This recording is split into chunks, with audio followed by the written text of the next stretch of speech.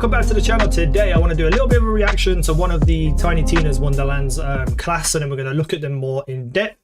But I haven't watched any of these yet because I've been trying to keep Wonderlands kind of fresh and new to me when I jump into it when it comes out. But I figured, you know, I do want to make videos on it, so I'll build up to it with a few reactions and breakdowns and tips and tricks and all the things that I can find prior to the game releasing. If you're excited for Wonderlands, hit the like button, comment, subscribe, all that good YouTube stuff. But let's just jump straight into it and react, I guess.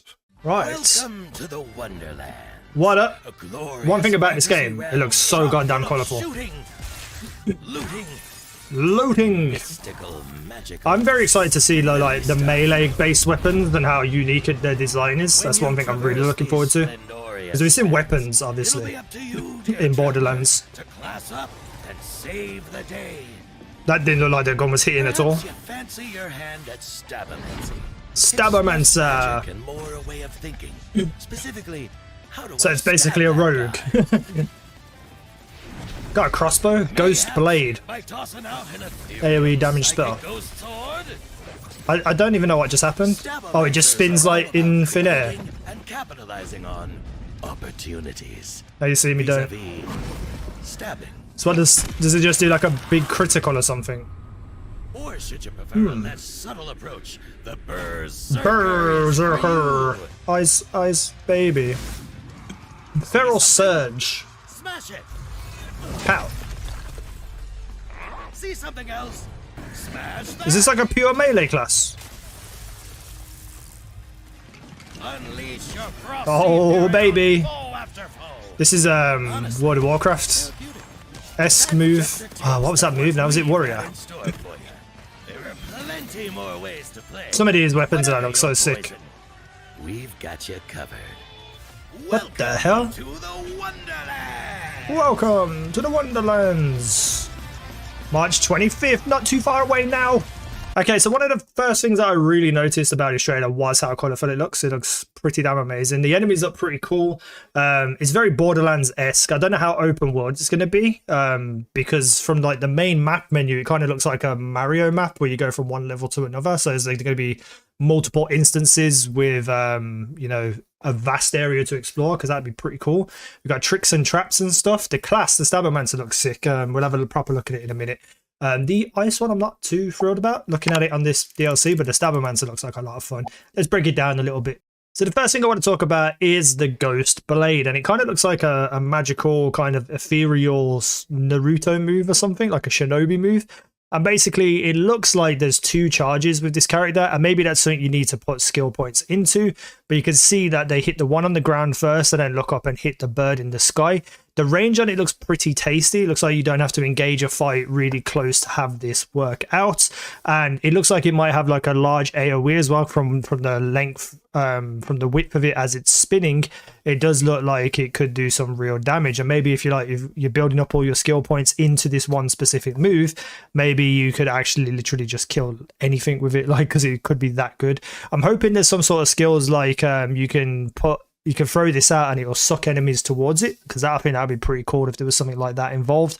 But for right now, it looks pretty decent. It looks like a good ranged attack to get into a fight with. So next up, we have the From the Shadows move, and it basically enables stealth mode and increases damage while stealth, so it does do more damage from behind. I didn't actually see this splash screen when I was reacting to it, and it looks as if it's going to do a good chunk of damage, but not an instant kill, which I feel like it probably could be, because you still have to swipe twice at the enemy. The interesting thing about this though is once the Stabbomancer hits the character with their axe, I believe it was, it also freezes them. So is this something tied to the weapon, or is it something tied to the skill build? Because that would be pretty cool. Whereas, you know, not only are you getting that increased damage and stealth, you're also freezing them still, so you can finish them off. So, you know, you're not getting too much trouble if you're trying to stealth around the map.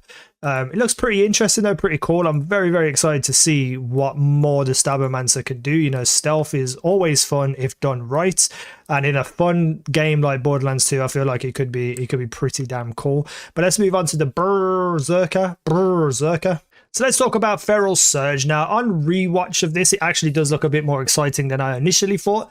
It's got some incredible range, like you could just jump into a fight from really far away. and hopefully you have the defense to kind of survive if there's loads of enemies.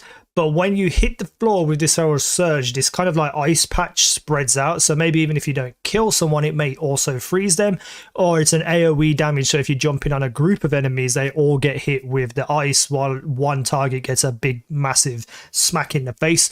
It looks fun-ish. I'm not sold with it completely. And then we kind of had the big move, the Dreadwind, aka spin to win. This is, you know, a very familiar kind of move to probably a lot of MMOs that have like a warrior class or something. And it does what it says on the tin. You just spin, swing in your axe, and it just feels like it could be a really, really cool damaging move for AoE. Not very innovative though, in my opinion. Like for the Stabbomancer, you had this kind of wild, crazy, magical stuff, and you know, this like really apparent, unique looking thing in the spinny blades. This just looks like any kind of character that has an axe. But I'm excited to see, you know, what you can build into the skills that you can unlock with the character. Now, just for one or two more little things, you can see some of the weapons here looking very cool with unique abilities, but when the loot is popped, you can see that there is a significant amount of loot for one, but also there is this cool looking axe that's falling from the sky, and a sword, and like a polearm type situation over on the bottom left. And it feels like loot is going to be very important in this game, like it is in a lot of Borderlands games. And I really, really hope the higher up in quality, so like say you get legendary stuff, it looks super unique, because those free melee weapons don't look fantastic in terms of design, like unique and crazy. The axe looks pretty cool, but for the most part they just look like basic looking weapons. So I really hope that as you go through the game and you unlock new stuff and you do bigger things and get bigger rewards, you get some crazy ass looking weapons, because that's what Borderlands is about, is having some crazy ass stuff. And that's about it. That's all I wanted to point out. I'm very excited about this game. I really, really am. I'm going to make a few videos, like I said, before the game even comes out, and then when the game comes out, I'll probably be playing it a lot. I'm making a whole bunch of videos on farms and grinds and you know, weapons and stuff like that, and builds. Let me know what you're thinking about this game down below in the comment section. Like button, subscribe, comment, all that good stuff. Thank you for watching our videos, and you guys have been awesome.